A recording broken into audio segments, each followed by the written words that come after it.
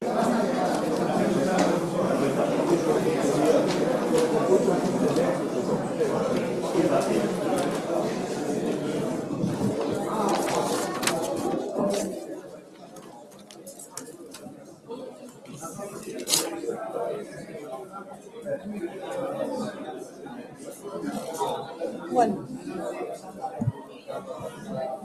Hola de novo.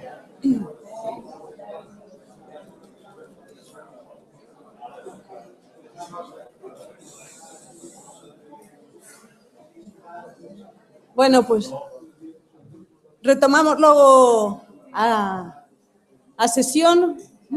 Espero que o café fora gustoso, aínda que breve, desde logo que sí. Boa tarde, bo día a todas e a todos. Vou dar comenzo entón á presentación do seguinte ponente, que temos o gusto de ter connosco a Edelmiro López Iglesias. Edelmiro é profesor na Facultade de Económicas durante xa máis de 25 anos, desde o ano 84 ata a actualidade. A diferencia de Juan Picos, eu tiven a honra de telo como profesor e tiven a honra de que me dirixira ao meu traballo, que sería o traballo fin de grau, actualmente a tesina, non? O que foi a tesina. Teño vos que, bueno, eu non vou a ler a presentación aquí de Edelmiro, vou nada decir como eu asinto, é un excelente profesor, para min foi a persoa que máis me motivou na liña de traballo que teño na actualidade e é un gusto poder presentalo anos despois neste lugar tan emblemático como é o Consello da Cultura Galega. É unha honra e é unha maravilla.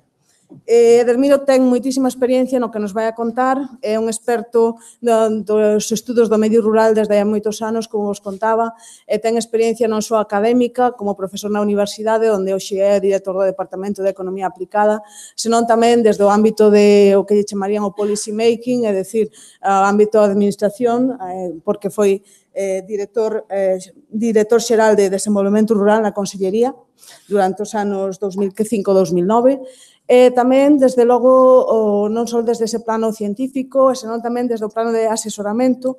É unha dos seus últimos traballos que tivo máis impacto mediático en especial, e seguro, espero e confío que o impacto práctico foi que traballou como membro da Comisión Técnica Independente nomeada pola Asamblea da República de Portugal. Penso que é moi interesante o que nos pode contar desde unha perspectiva xa non só académica, como vos digo, ni moitísimo menos, senón tamén desde esa outra perspectiva da administración, desde esa outra perspectiva de advisor ou persoa que suxire solucións a problemas tan serios como é o tema de incendios, un tema tan recurrente e tan triste. E sen máis, deixo-vos con el porque ten moito que contar, temos moi pouco tempo. Sinto que, Edelmiro, non ler o teu currículum porque é moi extenso e moi amplo, pero, bueno, seguro que todos vos podedes darvos conta que a situación non é a idónea para comenzar a ler un currículum neste momento. Así que, sen máis, deixo-vos con Edelmiro López, que nos vai falar de desestructuración do medio rural e desorde do territorio, o pano de fondo do problema dos incendios forestais en Galicia. Bueno, moi bons días. Grazas a María, que despois de sufrirme como profesor e con máis cousas ten mérito que non fale mal de min. Bueno, agradecer ao Consello da Cultura, personificado en Francisco Díaz Cerros, o convite para participar neste coloquio, que, como é evidente, e por desgracia, chega nun momento oportuno, volve ser, por desgracia, este un tema de actualidade en Galicia. Lembraba Díaz Cerros que as anteriores actividades similares feitas polo Consello da Cultura, se non lembro mal, foron nos anos 2006 e 2007, xusto antes ou xusto despois da anterior oleada forte dos incendios. Por tanto, isto xa nos di a propia actividade do Consello da Cultura Galega que estamos ante un problema recurrente e se hoxe estamos aquí é un problema recurrente que ainda non temos resolto, supoño. Ben, eu no programa do coloquio asignouse unha temática plasmada nun rótulo, que era desestructuración do medio rural. Así figura no programa. Eu, como tendo a títulos longos, engadín un título un pouco máis longo e que trata de expresar mellor o que intentarei contar, que é desestructuración do medio rural e desorde do territorio como o pano de fondo do problema dos incendios forestais en Galicia. Falo de pano de fondo, e aclaro isto, porque non pretendo soster que o que eu vou contar aquí, os fenómenos que me vou referir aquí, son a causa única, a causa exclusiva do problema dos incendios forestais, de que este é un problema crónico en Galicia, polo menos desde hai 4 décadas, 4 ou 5 décadas. Non é o factor único que explica iso.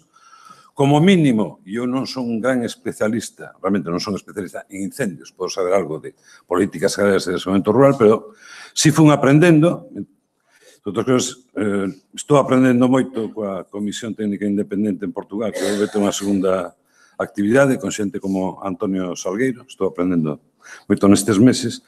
E digo, sin ser un especialista no tema dos incendios, ademais dos factores que eu vou comentar, como mínimo, xogan un papel fundamental os factores climáticos e as condicións meteorolóxicas específicas que se dan en determinados momentos, porque iso condiciona, ao final, que os incendios veñan sendo un problema crónico en gran medida no que a parte occidental da Península Ibérica, a metade norte, é porque aí confluen determinadas condicións específicas, non é por unha maldición divina. Por lo tanto, aí influen as condicións climáticas e tamén podíamos dizer, a actividade humana, certas prácticas que siguen existindo no noso medio rural, unha certa promiscuidade, eu chamaría no uso do lume, en que eu creo que para este factor humano sería conveniente que aplicáramos co mesma énfase o método científico que aplicamos noutros aspectos. Por exemplo, non me resulta creíble que houbera persoas esperando a que chegara Ofelia para plantar lume, polo menos, de logo, na área de Vigo. Entón, sería bo, e digo, nesa análise transdisciplinar que sucedería José Antonio Vélez, que entrara aportacións desde a psicología social e a socioloxía que permitiran traducir este aspecto, este factor humano, a elementos racionais. En todo caso, sin ser os factores únicos, sí creo que os fenómenos que me vou referir constitúen factores estruturais que contribúen a que este se convertira nas décadas recentes nun problema crónico, un problema permanente no agrogalego e tamén en Portugal. Alberto, voume centrar e referir exclusivamente ao caso de Galicia. Non me atrevín a, do mesmo modo que Díaz Fiorros, a facer un análise ao mesmo nivel de Galicia e Portugal. En todo caso, se depois hai lugar para as preguntas, podo transmitir como vexo as similitudes e diferencias en canto a estes factores co que é o centro e o norte de Portugal. Bueno, a exposición organicei neste apartado agora que os dous primeiros pretendo contribuir algo ao diagnóstico do problema e situando aí que papel xogan estes factores relacionados coa dinámica do medio rural, en concreto os usos do solo e a ordenación do territorio. Entón, os dous primeiros pretenden contribuir ao diagnóstico e nos tres últimos intento aportar algunhas reflexións e, se me dá tempo de chegar ao final da presentación, tamén algunhas propostas para o futuro. Ben, o primeiro apartado destes incendios forestais en Galicia, datos básicos a resposta das políticas públicas, realmente ten un carácter meramente introductorio, o que pretende contextualizar o que vou contar despois. Non vou aportar ningunha novedade en canto aos datos sobre os incendios forestais en Galicia e a resposta das políticas públicas, e o que vou ofrecer de modo moi breve, moi simple, tratarei que sexa breve, é un relato. O relato de como eu, vendo as grandes tendencias, que sucedeu cos incendios en Galicia desde a década dos 70 e que respostas se deron das políticas públicas e que resultados se alcanzaron até agora. É un relato que, como todos os relatos, vai ter componentes subxectivos, entre outras cousas porque eu non son un observador neutral. Lembravo, María, fai un pouco, tuve en determinada época non responsabilidades específicas en política contra incendios, pero sí formei parte dun goberno que a mes se enfrentou a un problema grave de incendios. Ben, feita esa advertencia, de entrada, os incendios forestais, cando un mira os datos, emerxen como un problema grave en Galicia cando nos décadas dos 70 e dos 80.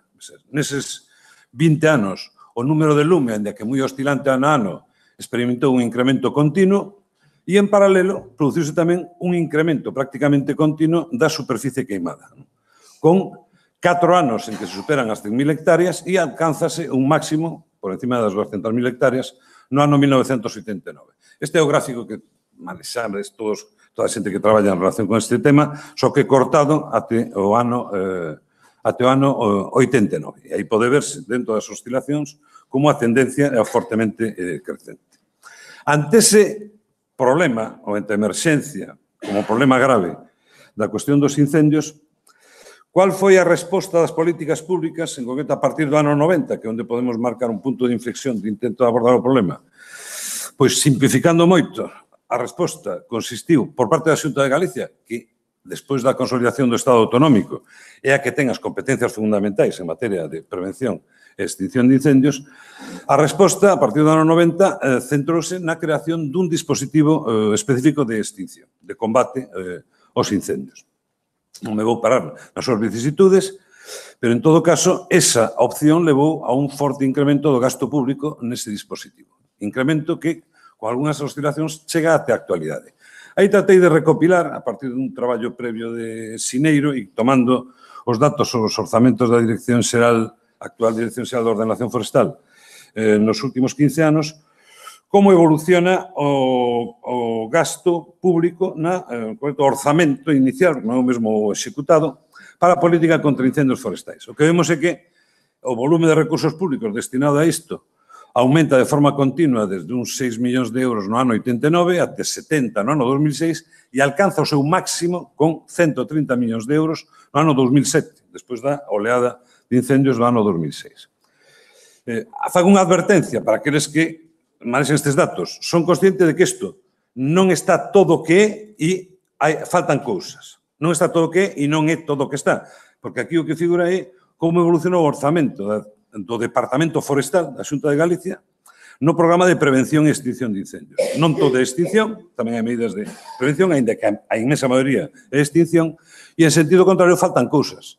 A loita contra os incendios será gastos desde outros ámbitos da administración pública. Todo o dispositivo de protección civil ou o gasto que realiza a Administración Central do Estado. Esta pequena precisión para, sabes que como economista quedaría un pouco feo que parecía que non sabía de que datos manexaba. Entón, como aproximación groseira, o que vemos aí é un incremento continuo que chega ao seu pico no ano 2007. A partir de aí, na última década, que é o que temos no gráfico da dereita, tende a estabilizarse, e que está tomado dunha página web da Escola de Enxeñería Forestal de Pontevedra, na última década tende a estabilizarse aproximadamente en torno aos 100 millóns de euros, con oscilacións, recorte até o 2013 e recuperación dos fondos a partir do ano 2014. Interésame porque enlaza co seguinte que vou comentar, o contraste que se pode ver aí entre esa fondos destinados á loita contra os incendios e o destinado a outro gran programa orzamentario que xestiona a actual Dirección Xeral de Ordenación Forestal, que é dedicado ao ordenamento e produción forestal. Ese orzamento que esta liña de aquí, vedes que se mantén nos últimos 15 anos estancado en torno aos 60 millóns de euros, pouco máis da mitade do destinado a loita contra os incendios. E isto permíteme enlazar co segundo nota que eu destacaría da resposta até agora das políticas públicas entre o problema dos incendios.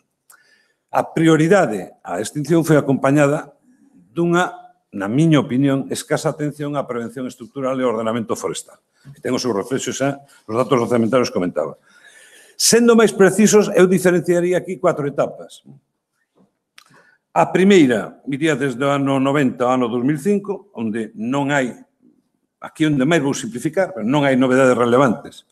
En canto a medidas de prevención estructural, non quere dicir que non se fagan cosas, pero non hai novedades sustanciais, sobre todo en canto a corresponsabilizar aos propietarios desas medidas de prevención estructural, e no relativo ao ordenamento forestal, apróbase un plan forestal, aínda vixente até hoxe, pero con limitados efectos prácticos. Cando un mira o contraste entre as previsións dese plan e a evolución real do sector forestal, ten moi pouco parecido. Segunda etapa, para min isto pode parecer que ten algo de necesidade de alimentar o ego, pero despois dunha década non necesito edulcorar unha experiencia na que tuve certas responsabilidades. Eu creo que nos anos 2006-2009 hai, distingo como unha etapa separada, porque hai un intento de sentar as bases dunha política de prevención estructural e ordenamento do monte, moita precariedade, con realizacións limitadas. Aí poño que son os principais fitos, a aprobación da Lei de Prevención de Incendios do 2007, que realmente é máis que unha Lei de Prevención de Incendios, acaba sendo unha lei de montes encuberta, até que se aproba a lei de montes posteriormente, no ano 2012-2013, quero lembrar. Hai a creación do Banco de Terras, que pode parecer que non ten nada que ver con isto, pero ten bastante que ver coas cuestións de movilización productiva da terra, e a creación das unidades de xestión forestal como un intento, seguramente unha figura con moita moitos pensarán con demasiada intervención administrativa, pero que intentaba poñer por encima o aproveitamento en común sobre os dereitos dos propietarios individuais. A partir de aí, nos anos 2010-2017, de novo, na miña opinión, hai un retorno ás políticas do período 1990-2005 que se reflecte nunha confianza absoluta na capacidade do dispositivo de extinción para facer frente ao problema, o cal leva a que ou ben se eliminen directamente ou se desactiven algúns dos instrumentos que comezarán a ser postos en marcha entre o 2006 e o 2009. Podo entrar en máis detalles sobre isto, pero eu resumiría nesa idea. Ou ben se eliminan puramente ou se desactivan ou se deixan sin aplicación. A cuarta etapa, realmente temos 3 etapas e unha posible cuarta etapa que estaría neste momento o seu comenzo de debate. E é o que marca para min un novo punto de inflexión é o momento que estamos vivindo hoxe. En resposta á crise incendiaria que se viviu en outubro de 2017, hoxe hai toda unha serie de medidas a debate que se teñen manifestado en propostas formuladas polo presidente da Xunta de Galicia en sede parlamentaria e algunhas delas xa se teñen plasmado en textos legislativos na Lei de Acompañamento dos Orzamentos de 2018. E esas medidas van esencialmente na línea de reactivar medidas de prevención estructural e movilización productiva que xa foron aprobadas en 2006 e 2009. Nalgúns casos mellorándoas, non quero dicir que non se pensa, pero é, de algún modo, enmendar o camiño seguido no último decenio e recuperar parte desas medidas. Incluso en algunhas das medidas que se acaban de aprobar na Lei de Acompañamento, indo en algún aspecto máis alá do que eu defendería ir. Queda por ver cal é o contido final das medidas que realmente, que finalmente desaproben os outros aspectos e queda o máis importante, porque a solución non está no boletín oficial ou no diario oficial de Galicia. Que pasos reais se dan no cumprimento daquilo que se establece na normativa, que é onde tuvemos o problema fundamental até hoxe. Que resultados obtivemos con esa resposta de políticas que resumín de forma moi esquemática? Pois vémonos cando analizamos este gráfico que todos utilizamos, eu tomei no do Pladiga 2017, sobre a evolución do número de incendios de superficie queimada. O que observamos é como de 1990 a 2005 o dispositivo de extinción tuvo un éxito notable en cuanto a reducir a superficie queimada, ate unha media anual de unhas 28.000 hectáreas, pero esas medidas non lograron nin disminuir o número de lumes, aquí podemos ver como sigue aumentando até mediados dos 90 e despois estabilízase aproximadamente entre mediados dos 90 e mediados dos 2000, tanto non logran reducir o número de focos, o número de lumes, e tampouco evitan aumentos significativos da superficie queimada en determinados anos, os anos con condicións climáticas favorables. Hai 5 anos en que se superan as 45.000 hectáreas, máis ou menos a mitade dos picos que se alcanzaban na fase anterior, que andaban ao redor de 100.000, un pouco por riba de 100.000 hectáreas. Nos anos 2006 e 2009, e aclaro aquí para que ninguén pense que fago unha interpretación interesada da historia, coincidindo con as novas medidas aprobadas, pero sin que se poda establecer unha relación de causa-efecto, por menos esta, habería que establecer con moitas matizacións, o certo é que asistimos a unha reducción até mínimos históricos da superficie queimada, un podría dicir en 2007 e 2009, despois do pico incendiario de 2006. Isto non tería nada de novedoso, pero dirían, bueno, despois do Cardeo, no ano anterior, hai como un refluxo. Pero onde hai unha inflexión clara é no número de lumes. Ainda que haxa algún cambio no método de contabilización, e se houbo, os responsables deberían ofrecernos unha serie depurada, pero non é nun ano en que haxa un cambio metodolóxico. Podemos ver, e comentaba antes José Antonio Vega, de que hai unha inflexión clara. De 2006 a 2009 hai unha reducción sustancial do número de incendios, do número de focos. A partir de aí, aproximadamente algo menos da última década, 2010 a 2016, tende a estabilizarse tanto o número de incendios como a superficie queimada en torno ás cifras que poño, que indico aí. Ben, iso eu creo que nos creou a ilusión dunha control do problema, tamén entre os responsables da toma de decisións. O problema estaba controlado, pois, ao redor de 4.000 focos, oscilando entre 2.000 e 6.000 anuais, 15 e 20.000 hectáreas, ainda que no 2011 se dispara 42.000, pero parecía que o problema estaba controlado. Eu creo que a situación vivida en outubro, nesa semana de outubro de 2017, nos devolveu a realidade. Alguén pode pensar que é un acontecemento excepcional, eu creo que nos devolveu a realidade porque nunha semana arderon ao redor de 50, só nunha semana ao redor de 50.000 hectáreas. En todo caso, eses datos, e acabo a contextualización, para entrar no que propiamente pretendo desenvolver. Eses datos, en especial a nova crise incendiaria que vivimos en outubro de 2017, mostran os límites dunha política centrada fundamentalmente na extinción e a necesidade de prestar atención e abordar factores estruturais que están na orixe do problema. Factores estruturais que dependen das decisións que tomemos e de como organicemos a nosa xestión do territorio. Alguén podría considerar factores estruturais os relacionados co clima, pero iso está fora da nosa actuación, por lo menos no ámbito galego, en todo caso, de iniciativas a nivel internacional. Digo que estes datos chaman a atención sobre a necesidade de prestar atención a eses factores estruturais. E de que factores estruturais falo aquí para concretar máis? As deficiencias, enormes deficiencias que temos no ordenamento forestal e globalmente no ordenamento e xestión do territorio, sobre todo rural, pero non só rural.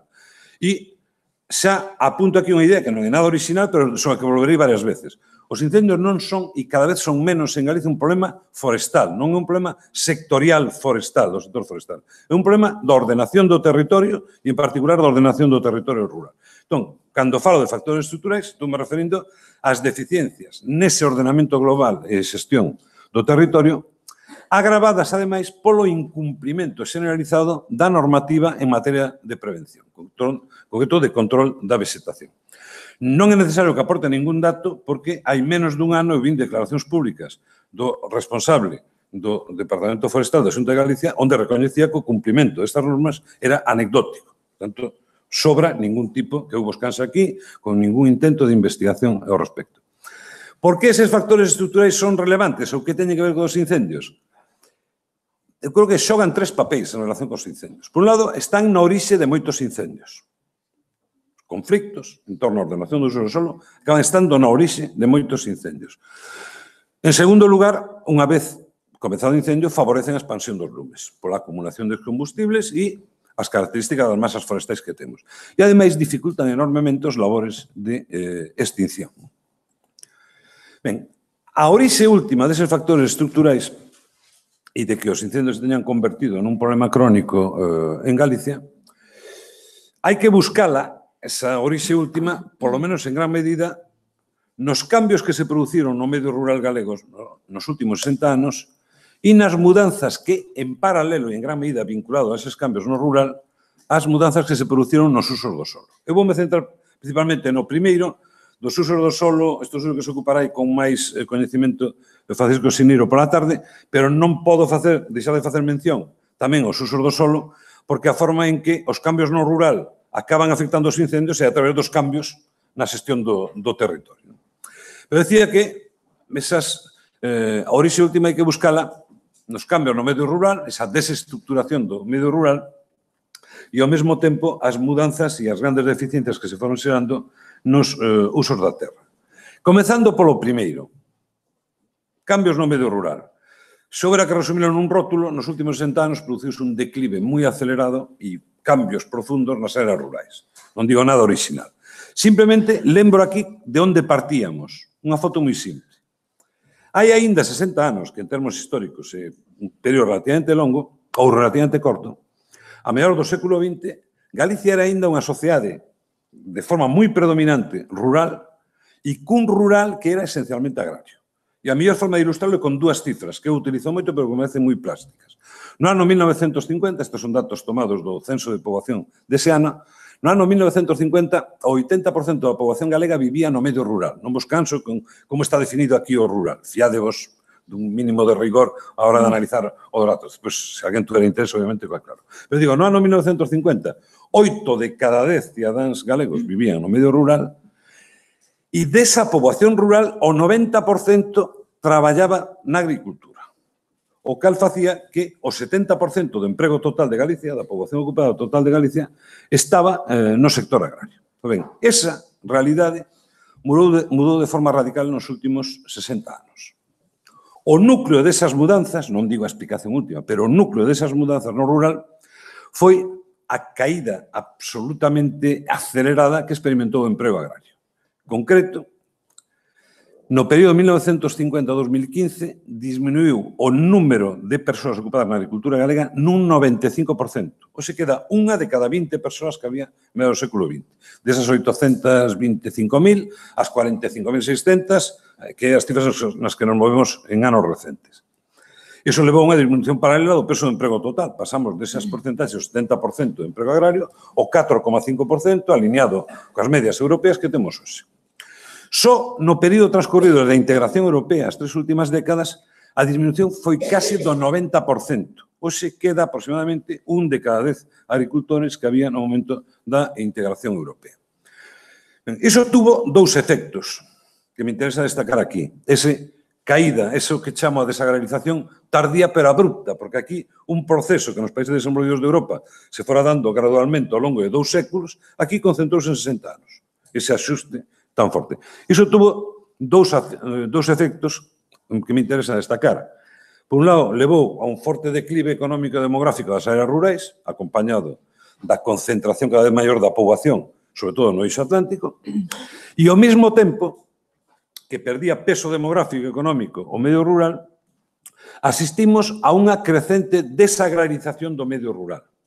Foise reducindo fortemente o peso que ten no rural as actividades agrarias e forestais. O resultado é que, se miramos a realidade actual, hoxe, o rural galego, aí poñemos a fonte, as estimacións recentes do IGE con metodoloxía de Eurostat, pois hoxe o que podemos considerar áreas rurais en Galicia siguen ocupando as 4/5 partes do territorio, pero nelas só habita a 4ª parte da poboación. Portanto, Galicia xa non é hoxe un país, unha sociedade dominantemente rural. Pero, ao mesmo tempo, interésame destacar, quizá ainda máis, que o rural xa non é só nin principalmente agrario ou agroforestal.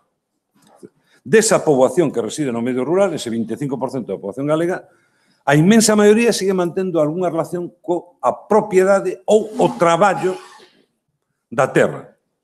Pero só unha minoría, o 15%, según os datos da Seguridade Social, só o 15% da poboación rural que traballa ten a súa actividade principal na agricultura e o sector forestal. Só o 15%. O resto traballan, sobre todo, nos sectores servicios, pero tamén en actividades industriais e a construcción.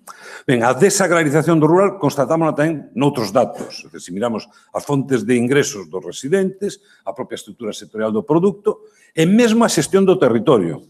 Hoxe os agricultores, según os datos da enquisa de estruturas agrarias que se acaba de publicar, a do ano 2016, os agricultores só xestionan hoxe en Galicia o 30% do territorio.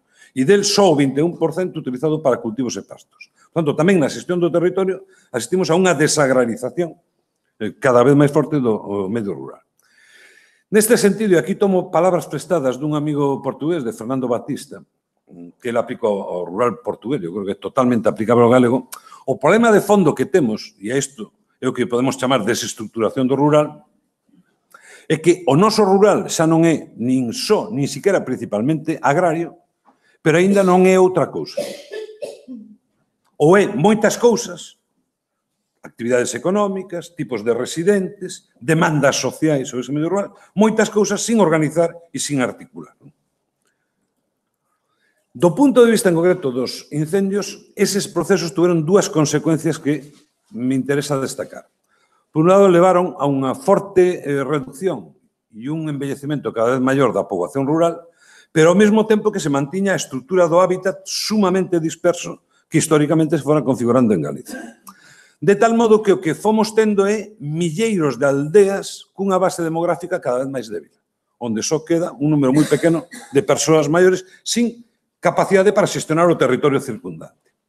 Primeira consecuencia que me interesa destacar deses cambios socioeconómicos no rural. E a segunda é que eses cambios levaron a que a maioría da poboación rural e tamén a maioría dos propietarios das terras, que casi é o mesmo, porque todo galego e galega é propietario de terras, e se non será cando lle toque heredar, estou seguro que todos os asistentes estades prácticamente nesa situación, digo que a outra consecuencia que me interesa destacar é que esa poboación rural, a inmensa maioría da poboación rural dos propietarios das terras, desvinculáronse casi por completo da explotación e xestión desas superficies, porque a súa base económica, a súa base de supervivencia deixou de estar ligada ao aproveitamento desas superficies. Ben, esas tendencias globais esconden unha evolución sumamente desigual dentro do que chamamos o rural galego. Neste sentido, eu creo que hoxe, simplificando, non mostrar aquí unha tipoloxía super elaborada, podemos diferenciar e debemos diferenciar tres Galicias rurais. Por un lado, temos as áreas rurais do eixo atlántico e outras comarcas periurbanas, basicamente baixo o efecto dos núcleos urbanos próximos. Segundo lugar, temos a Galicia central, ou Galicia interior, basicamente as comarcas da metade norte de Galicia cunha base agraria, sobre todo gandeira, relativamente sólida e que en moitas delas se acompaña de cabeceiras comarcais con certa dimensión e que contribúen a soster demográficamente a zona. E, finalmente, temos as zonas de montaña. Aí menciono as máis importantes, que é aquí onde se observa un despoboamento máis acentuado e dificilmente reversible. É importante ter en conta as tres Galicias rurais, porque moitas veces, cando se fala do rural, dáse unha imaxe que se corresponde só á zona de montaña. Esta idea de xa non queda ninguén, non hai posibilidade de ninguén que existe no territorio. Isto poderíamos ilustrar con moitos datos, pero optei por uns simples. Densidades de poboación. Aí tedes os datos sobre as densidades de poboación a nivel municipal en Galicia no ano 2014.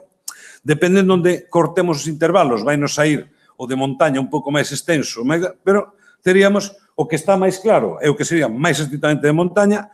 Aí as densidades de poboación están por baixo de 12,5 habitantes por kilómetro cuadrado. No outro extremo temos o eixo atlántico e outras áreas urbanas, sobre todo no entorno de Ourense, e en Lugo queda ser reducido, que é o concello capital da provincia, o que está en tono máis oscuro. E o resto quedaría nesa Galicia central do interior, ainda que eu creo que habería que acotar máis, o que máis propiamente podemos chamar a Galicia central interior, cos rasgos que eu comentaba, sería sobre todo o que temos no interior da provincia da Coruña, o interior da provincia de Lugo e o Deza. Esta parte de Ourense é un mundo un pouco máis complicado, que se comentamos despois.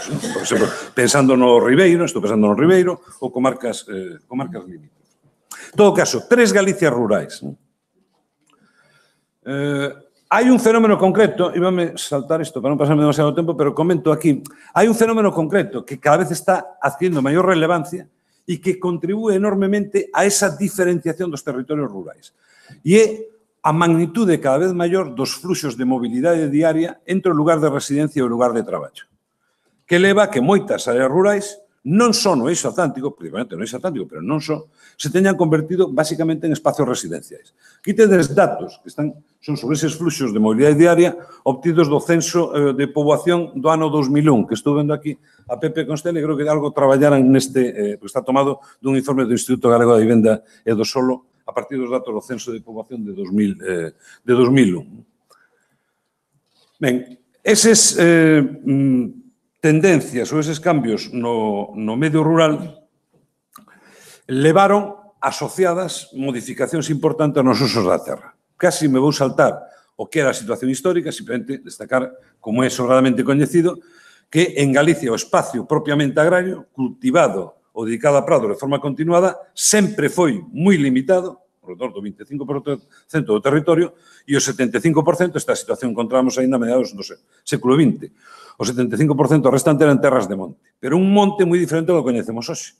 Un monte obxecto dun aproveitamento diversificado, que cumpría moitas funcións para as explotacións agrarias, o cal facía que realmente, se tomamos un concepto amplio de espacio agrario, en Galicia había un pouco máis de 600.000 hectáreas dedicadas de modo continuado a cultivos e pastos, pero había máis de 900.000 hectáreas, é o que contabiliza o censo agrario do ano 62, o primeiro que se fai en España, aí só había que sumar 900 e pico mil hectáreas que eran do obxecto de pastoreo polo gando, co cual, nun concepto amplio de espacio agrario, diríamos que estes aproximado a 1,5 millón de hectáreas, ou andaba ao redor desa cifra, que era a mitad do territorio galego. Obviamente, nese monte, polos aproveitamentos de que era obxecto, non se acumulaba moito mato, por tanto, non era un problema do punto de vista dos incendios.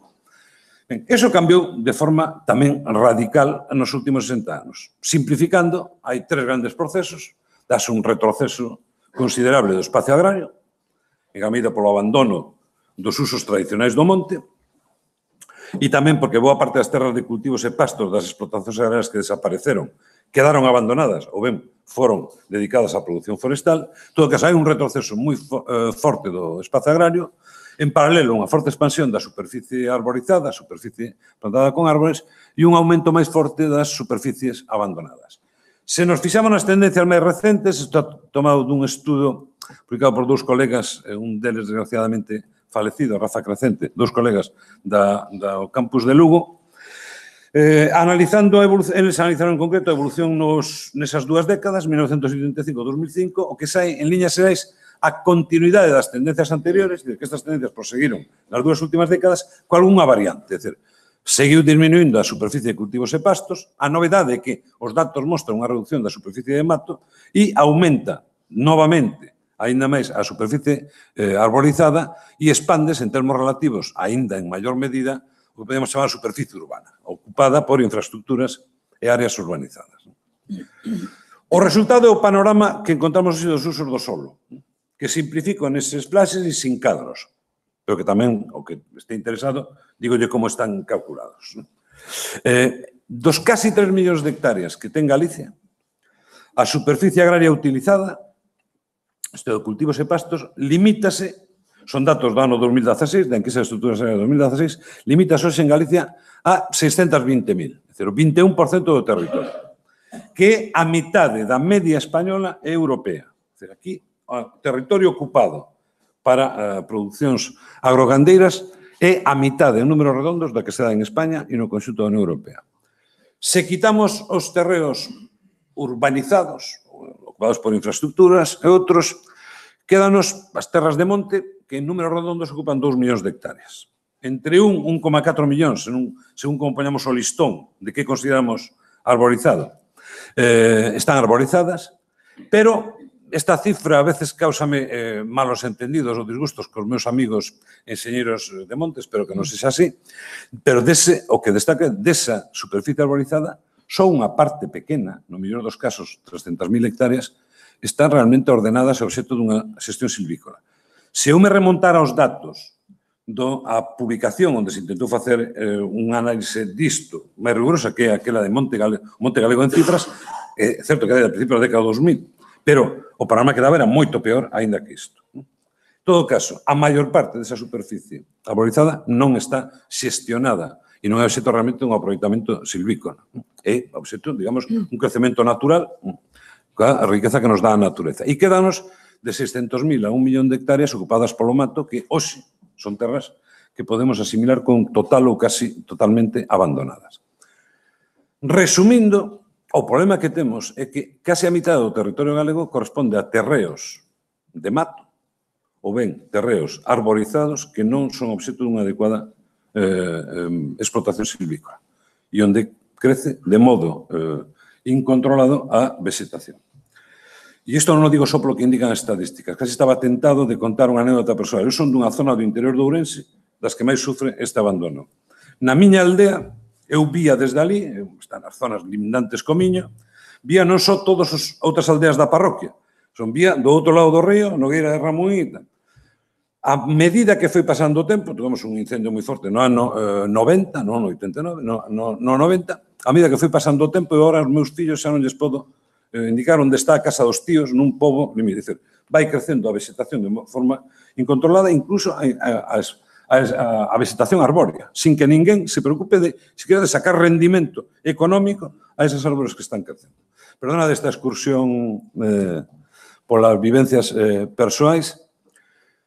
Tamén neste aspecto, os usos do solo, existe o panorama global, encontramos grandes diferencias que, de novo, poderíamos resumir na existencia de 3 Galicias rurais, que non se corresponden exactamente, pero en líneas xerais son bastante similares coas que antes comentaba. En concreto, o que isto está tomado do traballo de Rafa Crecente e Corbelle, establecer unha tipoloxía das parroquias galegas segundo as tendencias dos usos do solo do ano 85 ao ano 2005. É sobre as tendencias, pero, ainda que o que mostran é a película deses 20 anos, en gran medida tamén se corresponde coa foto actual. É dicir, esas tendencias marcan en boa medida a realidade que temos na actualidade. Ben, o que encontramos aí é no que os usos do solo, 3 grandes Galicias rurais. En branco temos o rural urbanizado e forestado, zonas con fortes densidades de poboación, un hábitat moi disperso e confluindo cun forte peso da superficie arborizada. No outro extremo, en oscuro, os dous tonos máis oscuros correspóndense co rural abandonado, matizando onde teñen maior peso as frondosas ou onde o que domina de forma absoluta é o mato. Vedes que coincide en gran medida coa zona de montaña. E, finalmente, temos o que denominaron estes colegas o rural activo, que son aquelas áreas onde, neses 20 anos, aumentou a superficie agraria utilizada, sobre todo pola transformación de monte en pastos, e onde a superficie agraria utilizada ocupa unha porcentaxe relativamente alta do territorio, que vedes que principalmente o interior da Coruña e de Lugo e esténdese para unha zona a Limia, en Ourense, pero é casi unha excepción dentro desta provincia. Ben, aínda que forma parte da problemática xeral dos usos do solo, hai un fenómeno especial que merece especial atención e que ten que ver con esa desorde territorial e, en concreto, os cambios no uso do solo, que a expansión e a desorde cada vez maior da interface urbano-forestal.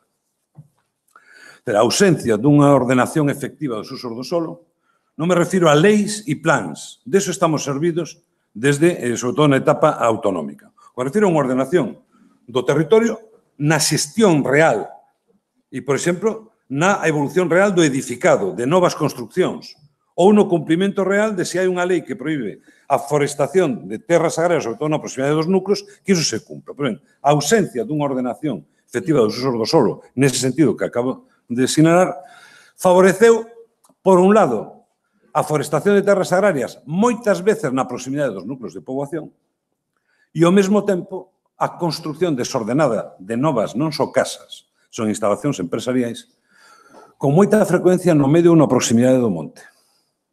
Dito de forma gráfica, esa ausencia dunha ordenación efectiva dos usos do solo fixo que o monte fora avanzando cara ás casas, cara aos núcleos de poboación, e ao mesmo tempo as casas e as naves industriais avanzaran cara ao monte.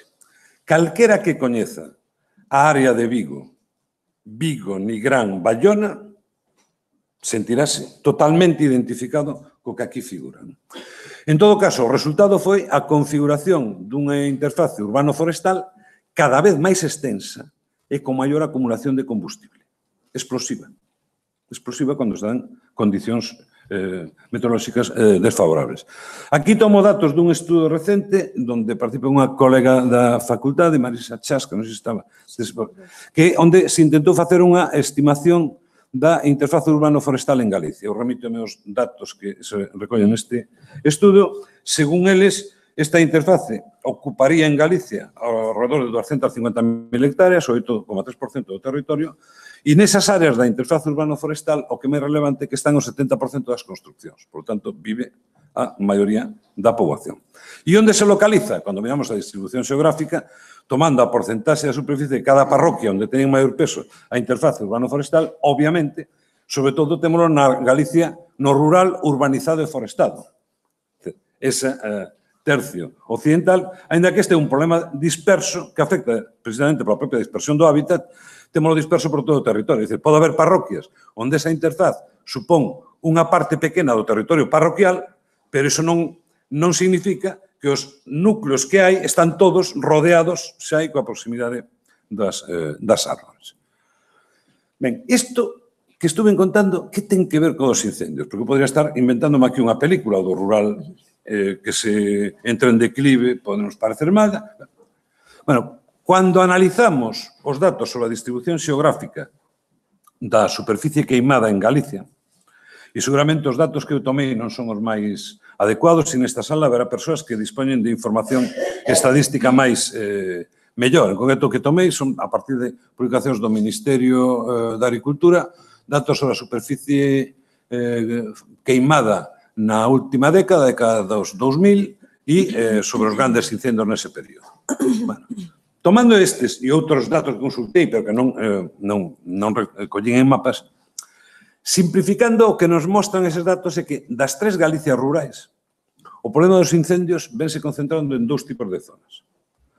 No rural urbanizado e forestado, esas áreas costeiras e periurbanas, onde confluen altas densidades de poboación, hábitat disperso, casas medrando cara ao monte e, ao mesmo tempo, un predominio no uso do solo das árbores, da superficie arborizada. E, por outro lado, venense concentrando, e cunha lógica diferente dos incendios, no que chamamos, ou no que podemos chamar, o rural abandonado. Mentres que no extremo contrario, se miramos os municipios menos afectados polos incendios, estes coinciden sobre todo co rural activo, principais áreas gandeiras da metade norte de Galicia, onde hai un maior uso, un maior aproveitamento agrogandeiro do territorio, e tamén nas comarcas do tercio norte de Galicia cunha forte especialización forestal. Áreas produtoras de eucalipto con masas relativamente ordenadas. Non pretendo con isto atribuir o mapa da superficie queimada, o mapa dos grandes incendios en Galicia, todo a estes factores. É evidente que os factores climáticos son aquí un papel fundamental. Eu vin hai poucos días unha investigación recente que fixera, non lembro quen, pero era un grupo de investigadores galegos que era sobre as horas de sol que houbera nas distintas zonas de Galicia, creo que era no último ano. E cando un miraba ese mapa, coincidía casi calcado con este mapa dos incendios. Por tanto, aquí hai un feedback complexo entre factores estruturais, como acabo de comentar, factores climáticos, que tamén condicionan a propia asentamento da poboación no territorio. Entón, non pretendo decir, pero sí se observa unha clara correlación entre uns e outros datos. Ben, chegados aquí. Faltan 5 minutos para as 2, aproximadamente. Vamos. Vou máis rápido na parte que a mí debe ter máis interés que a propositiva. Ben, chegados aquí, a pregunta, citando o clásico, sobre todo en certos ámbitos políticos, sería que facer.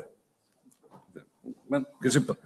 Eu aquí distinguiría, e seguramente non vou dar grandes cousas orixinais, pero eu creo que habería que distinguir o que é urxente do que é importante. Partindo desta situación, o máis urxente, na miña opinión, é avanzar na aplicación efectiva das medidas de prevención estructural, de control da vegetación, que xa están establecidas na normativa ou cos cambios que se queiran. O que me preocupa é que se avance na aplicación. Seguramente haberá que ir a unha aplicación moito máis selectiva e afinada, creo que o Xente Novo comentaba antes, eu teño escoitado a outros expertos na materia, pero o importante é que se avance no cumprimento efectivo. Especialmente no que son as faixas ou as franxas de protección das casas e instalacións empresariais e as vías de comunicación. Isto é fundamental e é urxente porque, entre outras cousas, permitiría liberar medios de extinción para atacar realmente os incendios forestais e non ter que concentrar inmediatamente. En Vigo, que fixeron os medios de extinción? Pouco ou moitos que había. Defender as casas, incluído o cuartel da Guardia Civil de Bayona, que tamén está construído no medio do monte. E digo esta anécdota para ver como temos chegado a unha situación de certa irresponsabilidade colectiva. Entón, isto é o máis urxente. Pero importante, pensando nun horizonte de medio e longo prazo, é lograr unha mellora, unha transformación sustancial no ordenamento e xestión das terras de monte e, de modo global, do territorio rural. Porque, insisto, que a óptica adecuada para abordar o problema hoxe dos incendios non é a sectorial forestal, é a rural territorial. No fondo, a abordaxe destas cambios no ordenamento e xestión do territorio rural debería formar parte dun obxectivo máis amplio, que é configurar un novo rural, un rural posible, adaptado á Galicia do século XXI. Como parte diso, no que son as terras de monte, eu creo que son dos que defendo que necesitamos reconstruir un uso diversificado, un uso das terras de monte. Pero non para volver a ningún pasado. Os que temos certa idea de nos criamos nunha aldea, cando escoito idealizar o que eu vivín a finais dos 60, saco a pistola. Entón, non estou falando de ningún retorno pasado, pero sí necesitamos reconstituir un uso diversificado das terras de monte adaptado ás demandas actuais da sociedade. E nese uso diversificado teñen que ter cabida usos moi diversos. Non os cito todos, podedes velo aí. O que ten que haber, desde a produción de madeira de especies de crecemento rápido para alimentar, nutrir de materia prima determinadas industrias moi potentes no sector, pero tamén para madeiras de calidade, para a industria de moble, para a gandería extensiva e para outra serie de funcións e de producións que se poden obter en concreto nas terras de monte. Si é importante ter unha en conta, dentro desas funcións que poden cumprir as terras de monte, unha gran parte delas implican producir bens e servizos para o mercado. E esas funcións teñen que ser retribuídas polo mercado. Por lo tanto, ben sexan os propietarios ou outras persoas ou empresas con proxectos para levar a cabo teñen que ser capaces de elaborar produtos con saída ao mercado. Un pode dar un apoio público puntual, pero non xerar unha actividade meramente artificial baseada no subsidio público. A situación é distinta noutro tipo de funcións cada vez máis demandadas pola sociedade, como son as, sobre todo as de tipo ambiental e as que eu denominaría de tipo social, ainda que no fondo son unha extensión das anteriores.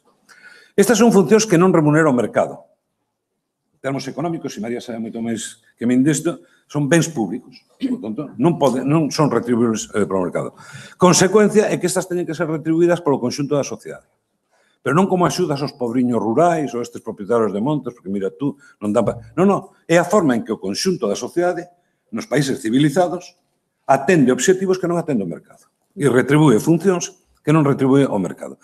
En todo caso, hai un principio básico, que eu repito moito cando falo do rural en xeral e do futuro rural galego, un principio básico que me parece necesario non esquecer. Todo o que queiramos que produzan as terras de monte e en xeral o noso medio rural ten que ser pagado por alguén. E, por tanto, ten que responder a unha demanda social real. Non valen nin os usos impostos aos propietarios e unha adecuada retribución, pero, en sentido contrario, tampouco alternativas puramente voluntaristas que non conten con viabilidade económica e que non teñan tampouco unha demanda social de certa entidade que permita que existan pagos públicos por esas funcións. Estas consideracións que estou facendo agora, teño moito interés en completalas co que vou comentar agora e despois teño que cortar o das propostas concretas, preocúpame menos. O que quero referirme aquí é ao seguinte, se é desexable esa evolución cara a un uso diversificado, multifuncional dos montes, onde se combinen estas distintas actividades de modo ordenado, iso que relación ten cunha revitalización demográfica e socioeconómica das áreas rurais?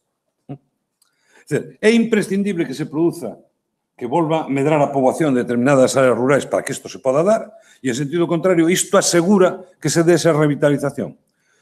Se eu dixera o que a mí me gustaría, poño aí, para mí o desexable é que esa mellora do ordenamento e xestión das terras de monte, en xeral do espacio rural, se acompañe se apoie en sexa unha base para a revitalización demográfica e socioeconómica das áreas rurais.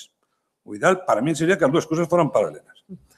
Pero hai que ter moi claro que no contexto actual a relación entre os dous procesos, adecuada xestión do territorio, revitalización demográfica e socioeconómica das áreas rurais, é moi complexa.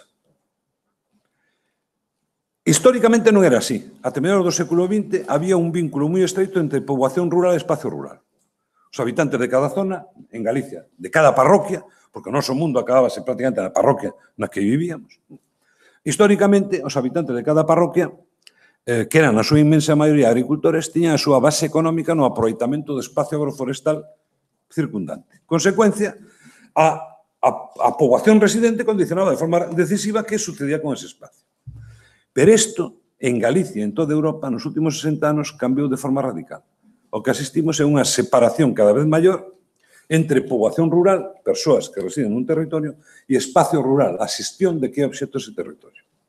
De tal modo que non hai unha relación directa e mecánica hoxe entre despoboamento e abandono de terras, e tampouco, en sentido contrario, unha relación mecánica entre dinamismo demográfico e mesmo socioeconómico de áreas rurais e adecuado aproveitamento das superficies. Se me estou facendo explicar, vai demasiado. Como mellor se ve é mirando certas situacións extremas que podemos encontrar en Galicia, algunhas claramente, e outras non en Galicia en territorios relativamente próximos. Hoxe, mirando os casos extremos, hoxe é posible ter un espacio rural, un espacio, en concreto agroforestal, razonablemente aproveitado, coexistindo cun casi completo despoboamento. Que sucede neses casos? Que o aproveitamento das terras é realizado principalmente por persoas ou empresas que non residen, polo menos non residen de modo permanente na zona. En Galicia empezamos a ter algúns exemplos, pero como isto, ao mellor pode sonar un pouco raro, o mellor exemplo que se me ocurre é dun territorio relativamente próximo a Galicia de especialización cerealeira que Tierra de Campos. Cando tú vas por Tierra de Campos, non ves prácticamente terras abandonadas, sigue se cultivando todo con cereal. Ahora, non ves a ninguén. os titulares desas terras e os que traballan é unha actividade que necesita unha carga de traballo pequena e en determinadas épocas do ano, viven na súa inmensa maioría en Palencia e en Benavente. Por un lado, podemos ter ese tipo de situacións. No extremo contrario, encontramos, e daqui sí que temos moitos exemplos en Galicia, sobre todo nas áreas periurbanas, temos áreas rurais con importante dinamismo demográfico ao tempo que un completo abandono do espacio agrario e forestal.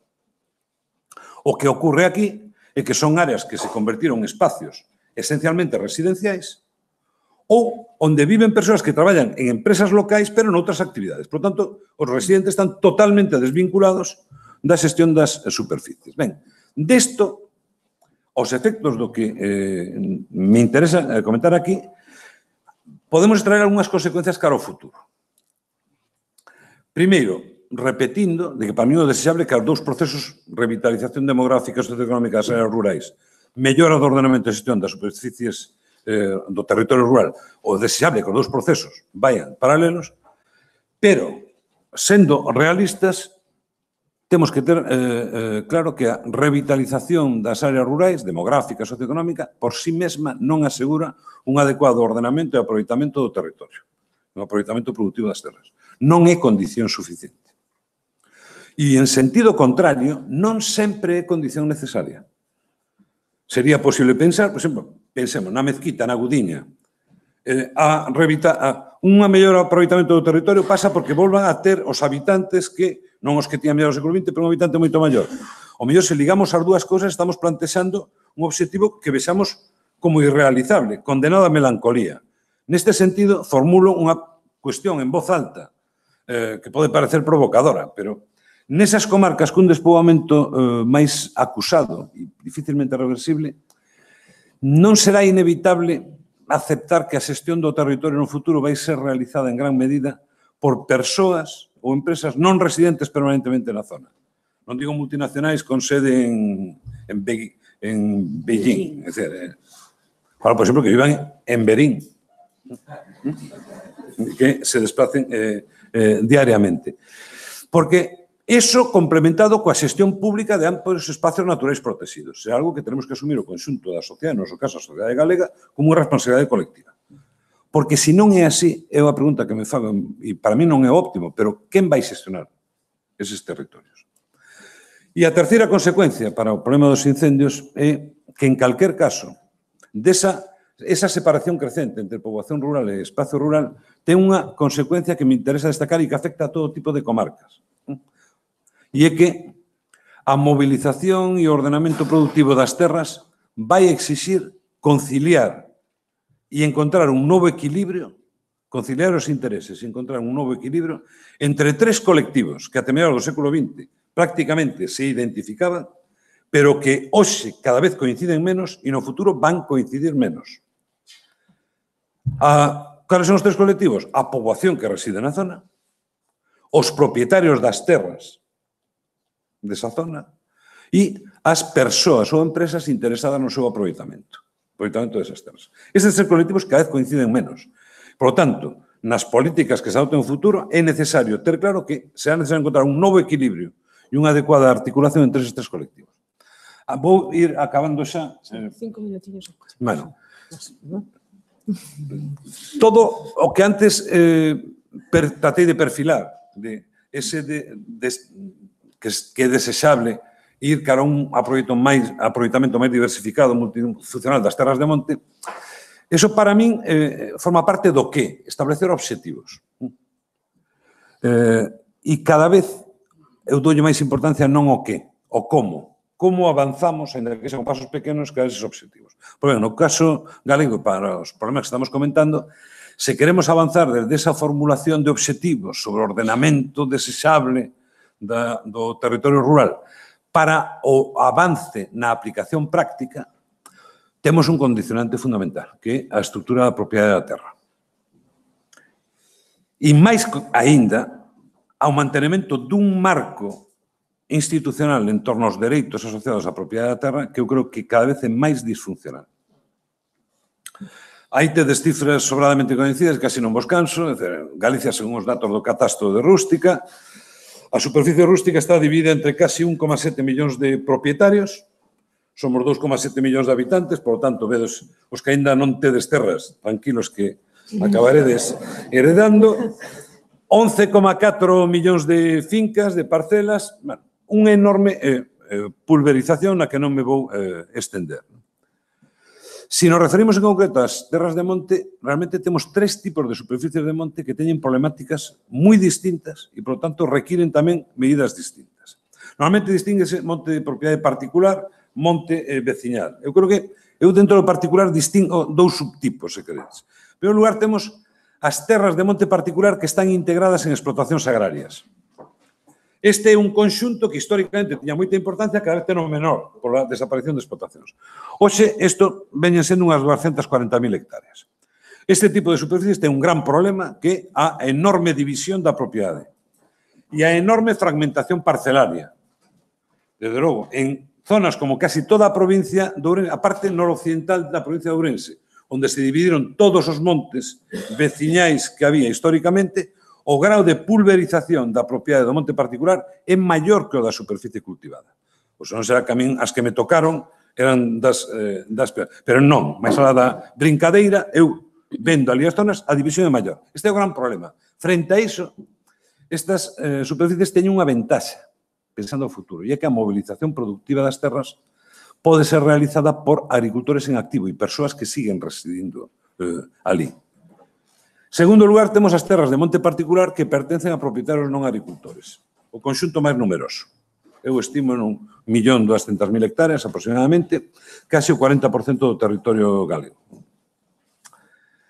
Estas superficies teñen 2 grandes obstáculos para unha adecuada xestión e aproveitamento. O mesmo problema que comentaba antes, de división da propiedade, pero a iso súmase que a maioría dos propietarios están totalmente desvinculados da xestión desas superficies. En Galicia é moi pequeno o colectivo de silvicultores profesionais. E deses 2 problemas derivanse enormes dificultades cara ao futuro. Dificultade para constituir unidades de produción viables, que teria que ser a través da agrupación das fincas dun elevado número de propietarios, e ao mesmo tempo a debilidade do segmento de silvicultores profesionais que son os que poderían mobilizar, actuar como axentes catalizadores para a xestión de territorio ainda que non fora da súa propiedade. Finalmente, temos os montes veciñais en man común que ocupan alrededor do 23% do territorio galego, esos son datos do rexistro da Consellería, son unidades en xeral de elevado tamaño, sin problema de fragmentación parcelar, os seus problemas están, por un lado, no marco normativo e institucional e, sobre todo, na debilidade da base sociodemográfica da maior parte das comunidades de montes veciñais. Debilidade, ben, porque queda pouca xente ou porque temos montes veciñais tamén moitos no rural urbanizado e forestado. Debilidade porque a inmensa maioría deses comuneiros teñen unha vinculación co aproveitamento do monte limitada. Ainda que hai en ese rural urbanizado e forestado onde temos os mellores exemplos de comunidades que funcionan de forma magnífica, pero non quer dizer que todas, por desgracia, sean así. Unha nota adicional sobre agora sí que vou acabando, sobre a propiedade. Eu sempre escoito en Galicia decir, en Galicia casi non hai propiedade forestal pública, polo tanto, isto é moi difícil actuar. Ben, é certo. A superficie forestal de propiedade pública en Galicia é casi insignificante. Aquí recollo datos da propia Dirección Xeral de Ordenación e Produción Forestal, creo que no documento previo ao novo Plan Forestal. Efectivamente, podedes ver aí que a superficie forestal de propiedade pública é casi anecdótica. Pero non ocorre o mesmo coa superficie forestal de xestión pública. Si temos en conta, sobre todo, os montes veciñais que están xestionados pola Xunta de Galicia a través de convenios ou antigos consorcios que siguen vixentes hoxe. Sumando todo iso, temos algo máis de 300.000 hectáreas, 15% da superficie forestal e aí está ao redor do 40% da superficie dos montes veciñais. Xa sei que isto agora está en cuestión de canto vai quedar ou non, pero en todo caso, até agora, si que houve unha palanca de actuación directa desde a Administración sobre unha parte notable deste superficie forestal. Por tanto, propiedade pública moi pouca, sí. Propiedade de xestión pública é un conxunto moi relevante. E acabo xa. Aquí traía a continuación proposta, pero depois, se hai o debate que teremos a máis mañá, se há lugar, saco máis en concreto. Algunas propostas de actuación trataba de detallar tanto para os distintos tipos de superficies. Pero voume quedar simplemente cos tres elementos transversais que eu creo que deberían impregnar esas medidas cara ao futuro. De entrada, eu creo que temos que tomar conciencia que o marco institucional e o modelo de xestión de terras que temos en Galicia nos leva a problemas moi fortes e cada vez vai nos levar a problemas máis fortes. E non podemos pretender cubrir con fondos públicos as ineficiencias da xestión privada de determinados recursos. Cual non quere dicir que non teñan responsabilidade os poderes públicos, pero non podemos seguir. Outras cousas non imos seguir tendo o mesmo volume de fondos da Unión Europea para seguir alimentando o dispositivo de extinción e ao mesmo tempo facer política forestal. Entón, eu creo que necesitamos tomar conciencia disso e, por lo tanto, é imprescindible algo que non afecta só ao monte, senón en xeral ao territorio no medio rural galego. Necesitamos unha reforma estructural. Eu repito moito isto e a reforma agraria a veces sona como escandaliza moito e, a ver, neste caso, o termo agrario non sería o máis pertinente. En todo caso, necesitamos unha reforma adaptada ás necesidades actuais do medio rural e do conxunto da sociedade galega. Unha reforma que non se centre na propiedade, que non toque o que é a distribución da propiedade, pero sí entre, e eu creo que ten que entrar, en algún caso, de forma contundente, nos usos da terra. E, por tanto, nos dereitos asociados á propiedade. Nese sentido, os tres elementos para min centrais desa reforma estructural sería un ordenamento efectivo, non só no papel ou nos planos, non me canso de repetir isto, porque moitos anos vendo planos e leis. Un ordenamento efectivo dos usos do solo que implica actuar sobre os dereitos asociados á propiedade da terra. Porque implica decir, cada un, coas súas terras non pode facer o que quere. E isto hai que asumilo, do punto de vista social. Isto sería o primeiro elemento. O segundo, necesitamos configurar, tanto no marco normativo como nas políticas aplicadas, un novo equilibrio entre os propietarios e os usuarios actuais ou potenciais das terras.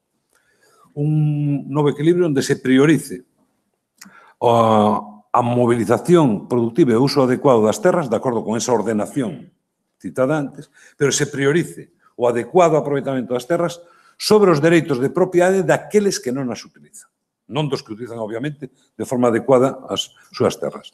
E o terceiro, isto que pode sonar como un pouco máis forte do segundo, pero creo que a sociedade galega, eu son dos convencidos que hoxe está moito máis madura do que a veces se cree desde certas responsables políticos para aceptar isto, e despois do que pasou en outubro está máis madura para aceptar ese tipo de cousas. E o terceiro principio pode parecer moi obvio, e é que, establecido eso, necesitamos que as diferentes políticas públicas, os diferentes incentivos e apoios públicos estén alineados con esa ordenación e con esos objetivos. Non vai a ser que sigamos enchendo o Diario Oficial de Galicia de novas leis, de novos mecanismos maravillosos. Podemos dedicarnos unha temporada a algúns, os que se dediquen profesionalmente iso, a facer plans de ordenación forestal ou plans de ordenación urbana que den lugar a PowerPoints.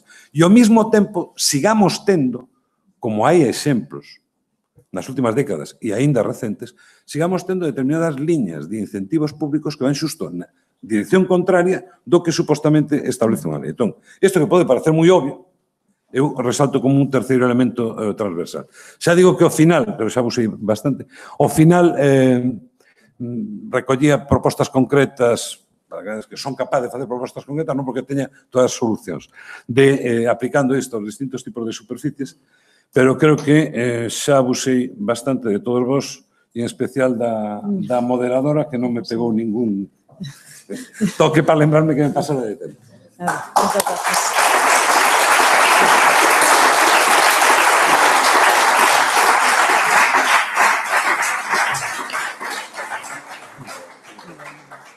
Pois moitísimas gracias, Edelmiro, pola túa ponencia. Aínda que son as 2:15, ao mellor hai algunha pregunta candente. Tamén vos digo que hoxe podemos pola tarde, cando retomemos a sesión, a última hora falar máis deste tema e de outros que se debatirán mañán. Pero quería non deixarvos ca palabra e se hai algunha pregunta que de inmediato vos gostaría formular a Edelmiro, xa que temos aquí, pois adiante, pois 5 minutiños máis e despois imos a xantar, se parece adecuado. Non sei se hai algunha... Porque realmente non deixaches a ninguén indiferente, Non, eu creo que estamos ante un exemplo de que o urxente está por encima do importante, en todo caso. Alguna cuestión? Pois só remarcar que Edelmiro encantoume, a parte da ponencia, como viste, de ser unha persoa que presenta moi ben, moi claro. Encantoume a túa observación de que realmente os problemas solucionanse moitas ocasións considerando o seguinte, a vaquiña polo que vale.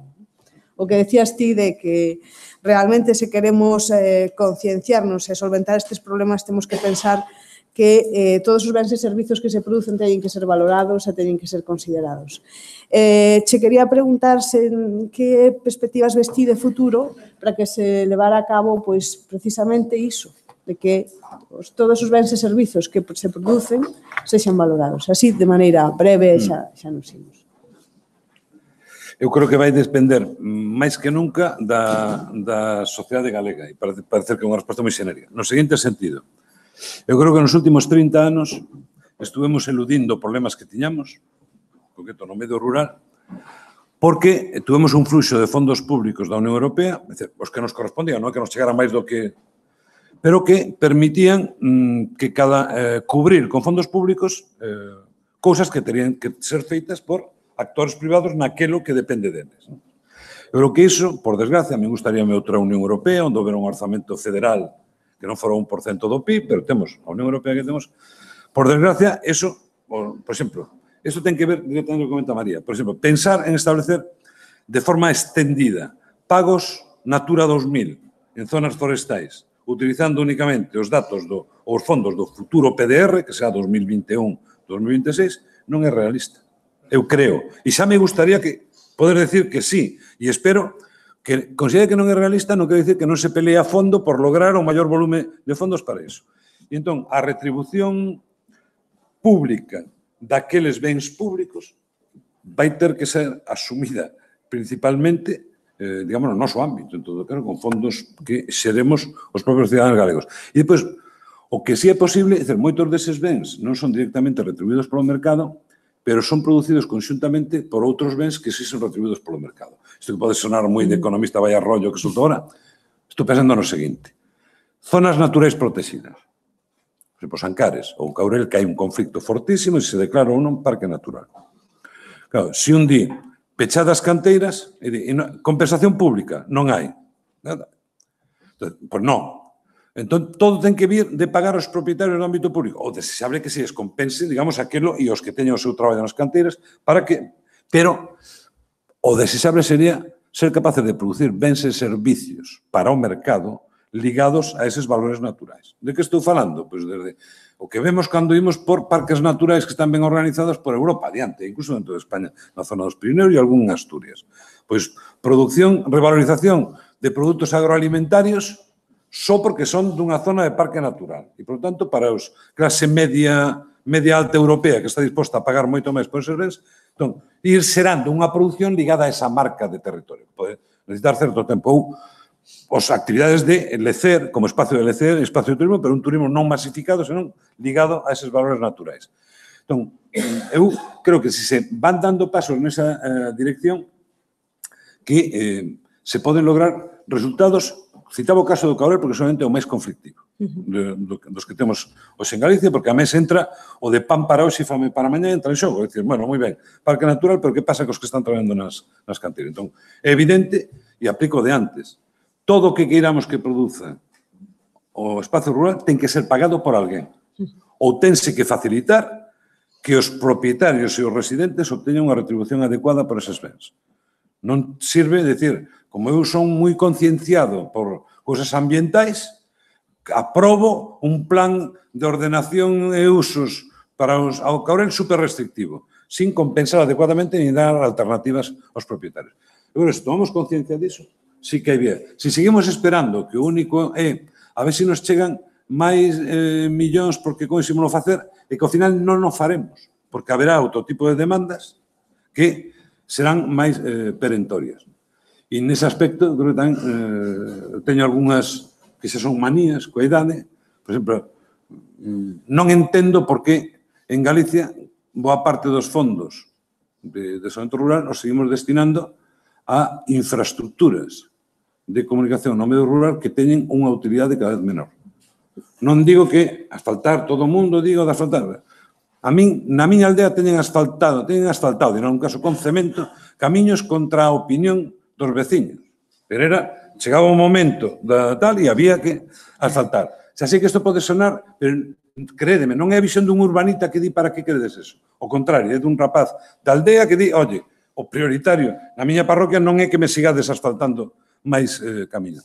E eu creo que eso tamén permitiría liberar recursos para estas cosas. Pero eu creo que é fundamental corresponsabilizarse, como todos somos propietarios, corresponsabilizarse do problema que temos e desde o ámbito público eu que pediría que se deixe de tratar a sociedade como unha sociedade infantil, en que non che podo decir isto igual que faz cos fillos, non che vou contar as noticias malas, que hai unha noticia tráxica na familia, se tes fillos pequenos, que temos fillos xa criados, pasamos por esa, oculta esa noticia, bueno, pues, eu a veces teño a sensación de como decían, me tratan como trataba os meus fillos, pero até os 8 anos, non agora que son maiores. Entón, este problema non che vou contar porque tú, ou senón vas te rebotar. Non, mire, temos un problema e no caso, e iso, problemas en cousas concretas, perdón, que me enrolle.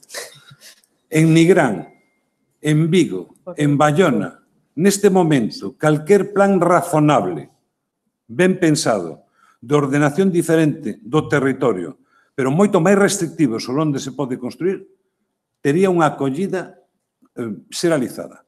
Claro que habría algún veciño que diría, pois eu contaba que aí poder tal, pero como a seguridade das persoas e das casas xa apareceu en primeiro plano, xa non é un problema de ordenación racional ou non do territorio, eu estou seguro, por tanto, eu non tería temor en ir con medidas relativamente fortes e correxir o problema que hai coa interface, digo, de Vigo, Bayona, pero podíamos, moitas outras comarcas de Galicia temos problemas similares. Bueno, pois imos pechar xa, aínda que teño dúas preguntas urxentes e importantes, as queren formular agora de forma super rápida, vamos ver se se poden contestar, se contestan á tarde. Aquí hai unha e aí hai outra, sí. E con iso pechamos.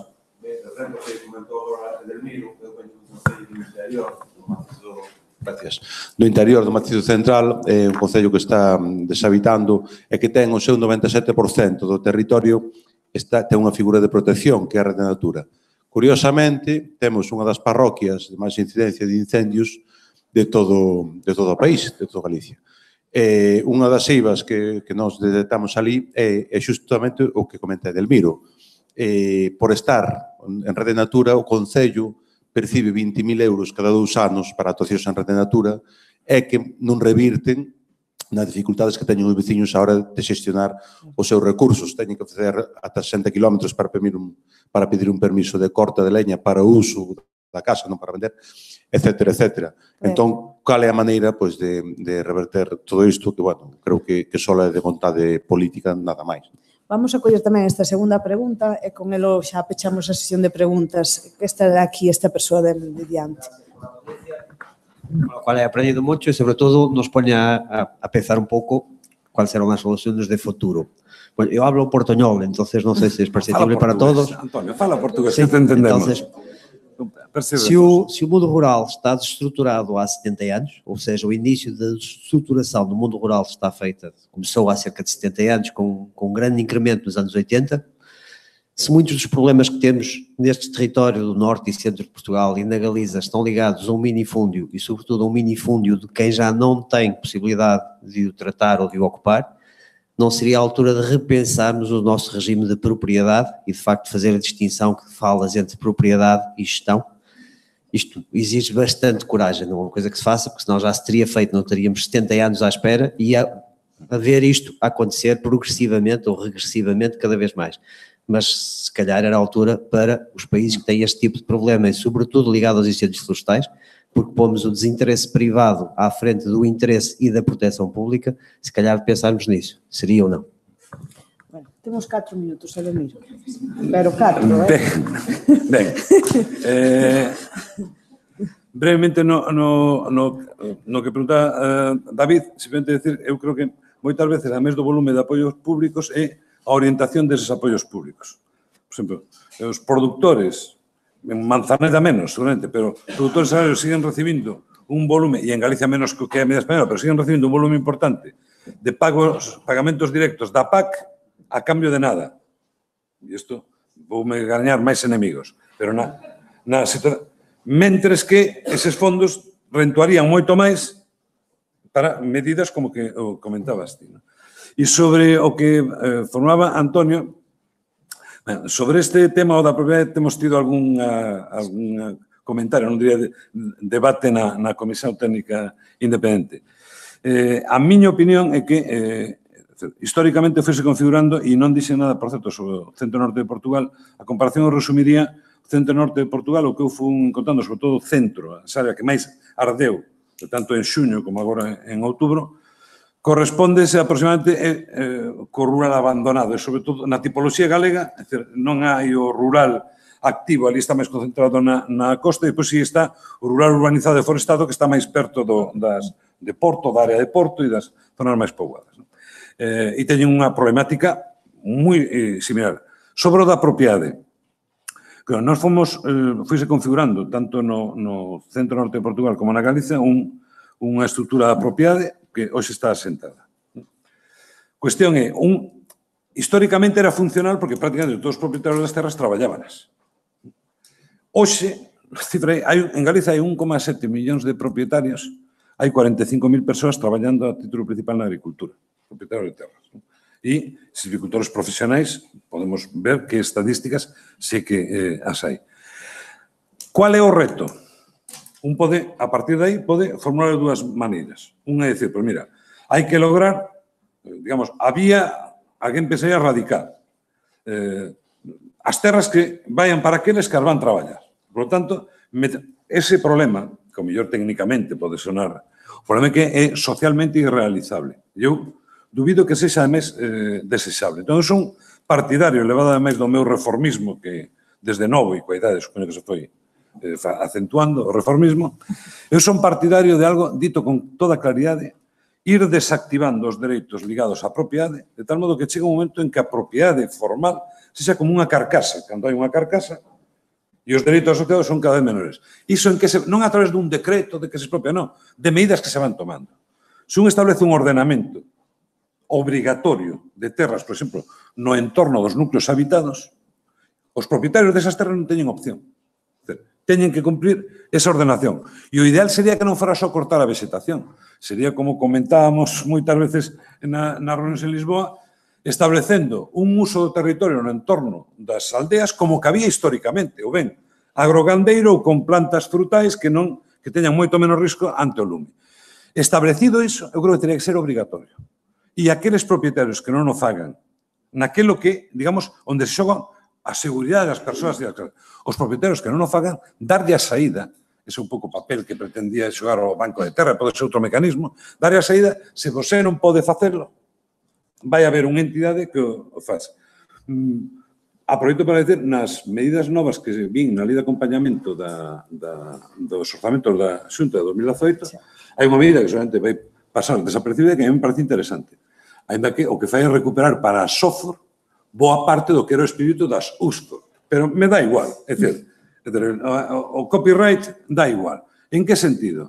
Que se hai propietarios de terras de monte que quedan no medio dun territorio que se vai aproveitar e ordenar de forma agrupada, este propietario só ten dúas saídas. Ou cede a terra ou a SOFOR ou, digamos, ou creo que dan a saída tamén do Banco de Terras, pero que acaba no mesmo. Este tipo de medidas son medidas moi graduais, moi referentes, pero eu creo que, Antonio, a solución iría, por ese lado, unha reforma radical en canto aos dereitos asociados á propiedade, radical, sin que ninguén se asuste, e, en cambio, que non entre na propiedade nominal, que ao final non vai ter ningún efecto. Esa propiedade nominal, para a maioría, de logo, dos 1.700.000 galegos que teñen terras e que non fan nada con elas, eu creo que nin se van enterar, nin se enterarían e, a mes, non habería unha oposición forte, creo eu. Pois, Edelmiro, moitísimas grazas pola tua ponencia, grazas a todos pola atención. E quedamos logo para as 5 desta tarde, que o debate, ademais, de mañá promete, se a propiedade para quen a traballa ou para outros.